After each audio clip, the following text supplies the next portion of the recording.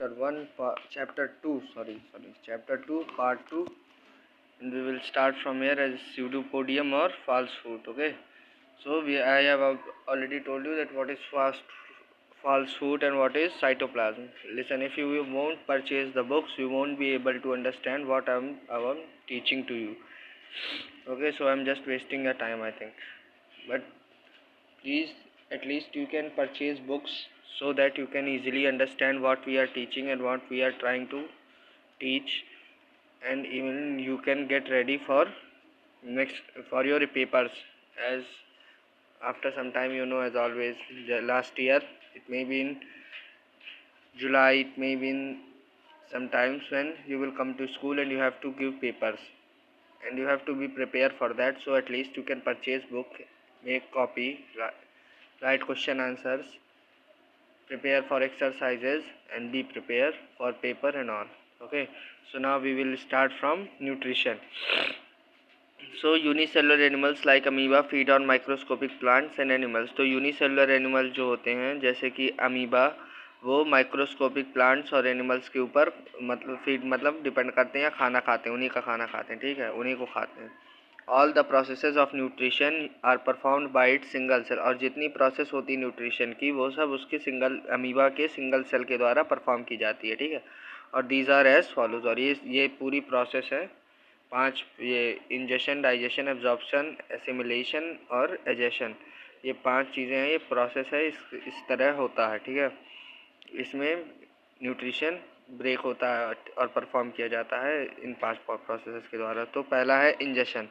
The amoeba uses its pseudopodia to ingest food as it means to small pieces of food.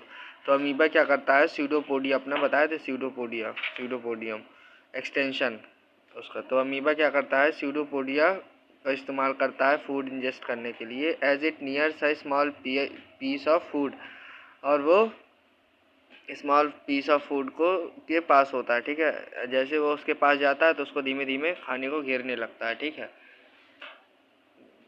और स्यूडोपोडियम से false food से यानी कि वो बहता रहता है और बढ़ता रहता है. तो जैसे ही खाने के पास जाता है, देखो इधर पर इंजेशन इस तरह हो रहा है, खाना है बीच में गया और अपने घेरने लगा.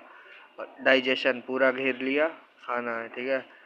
फिर ये क्या कहते हैं इसको, एब्जॉर्प्शन, एसिमिलेशन और एजेशन, 5 चीज़ें. तो pseudopodium are surrounds the food forming a cup like structure as shown in figure 2.2.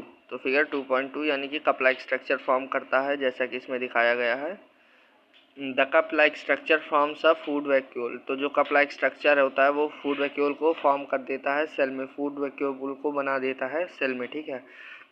This way food is taken inside the cell. और इस तरीके से फूड सेल के अंदर चला जाता है. This method is called phagocytosis. और इस मेथड को सिटोसिस कहते हैं. Now digestion. The food vacuole releases special digestive chemicals. तो क्या होता है कि food vacuole special digestive chemical release करता है जिसको हम एंजाइम्स कहते हैं, to break down captured food into small and soluble molecules. ताकि वो जो खाना है उसको स्मॉल और सॉल्युबल मॉलिक्यूल्स में ब्रेक डाउन कर सके. दस digestion takes place inside the food vacuole. और तब उसके बाद जब वो स्मॉल और सॉल्युबल मॉलिक्यूल्स में ब्रेक हो जाते हैं तो फिर डाइजेशन अपना काम करता है फूड वैक्यूल के अंदर, ठीक है.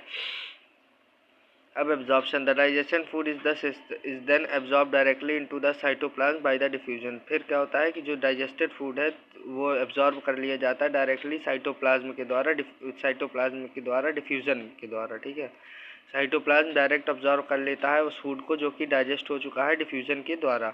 This food then spread into the whole of amoeba cell. और उसके बाद ये खाना पूरा अमीबा की बॉडी में फैल जाता है. After absorption the food vacuole vanishes. और एब्जॉर्प्शन के बाद फूड वैक्यूल जो ये बनाया था ये वैनिश हो जाता है, गायब हो जाता है, ये नहीं बचता. देखो एब्जॉर्प्शन में ये फूड वैक्यूल बना है, ये देखो, ये गोल गोल जो गोला बना हुआ है, ठीक है, ये फूड है. और ये आउटलाइनिंग जो है ये फूड वैक्यूल है. और इसके बाद ये लास्ट स्टेज है. इसके बाद फूड वैक्यूल कहाँ दिख रहा है, नहीं है, यहाँ कहीं है फूड वैक्यूल, नहीं है. तो इसके बाद फूड वैक्यूल क्या हो जाता है कि गायब हो जाता है. अब assimilation. Amoeba utilises that the absorbed food for 2 purpose.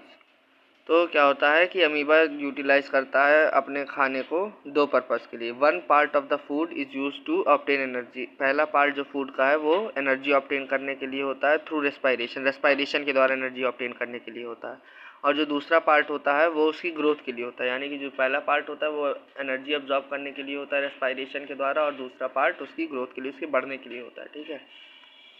अब egestion, one of the nutrients have been absorbed, the waste product, the undigested food, carbon dioxide and excess water are thrown out. और फिर बाद में एजेशन होता है, यानी कि one of the एक बार न्यूट्रिएंट सब सारे उसकी बॉडी ने सोख लिए तो फिर जितना वेस्ट प्रोडक्ट बचता है, undigested food, carbon dioxide, water, वो सब वो बाहर फेंक देता है। तो these 5 steps show how a single cell does multiple task of ingestion. और ये 5 स्टेप बताते हैं कैसे एक सिंगल सेल, एक सेल का प्राणी इतने सारे टास्क करता है, इंजेशन, डाइजेशन, एब्जॉर्प्शन, असिमिलेशन और डाइजेशन के। ठीक है। So this is only for today. We will start from 2.4 nutrition in human tomorrow, and let me see how much chapter is left. Okay, so not much. We'll cover it in 2 days. Okay, so thank you.